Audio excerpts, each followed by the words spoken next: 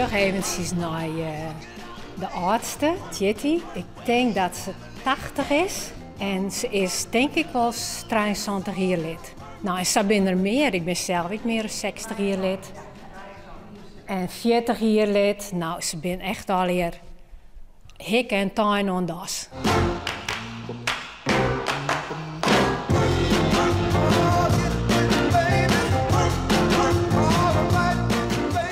Deze jong, zeur je er nog altijd naar uit? Ja, en ik mis, feitelijk ik nooit. Nee, ik mis nooit.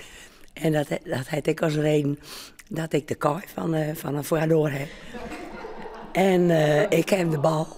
Dus als ik er net ben, ja, dan kies al hier ik niks. En we hebben een heel soort willen. Kijk, komt-ie vanaf het begin. En op. Het leeftijdsverschil tussen die en die leerling is wel heel groot. Ja, ik denk zo'n 60 jaar wel bij de meeste, denk ik. Ja, ik ben 23, dus... Hoe is dat?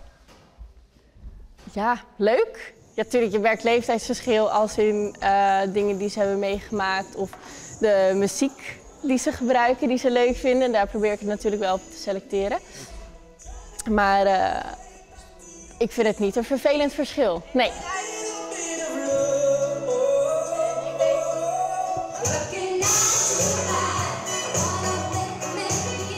Bij het doen voelt mij de muzieksmaak echt op. Ja, hebben wij zelf aanleveren, de muziek.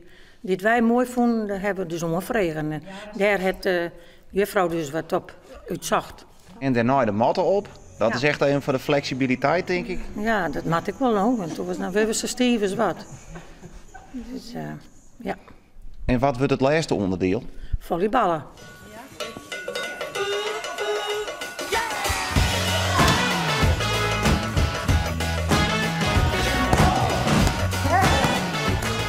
Het is voor mij wat spanning, ik ben er lekker uit. Hoe zit ik maar thuis alleenig, dus dat is ik niks waard, nou. Dus dan even in beweging. Ik ben hier net 4 oud, dus ik ben er examen. Ik heb meer werk om je aan te klaaien dan dat ik hier ben, super.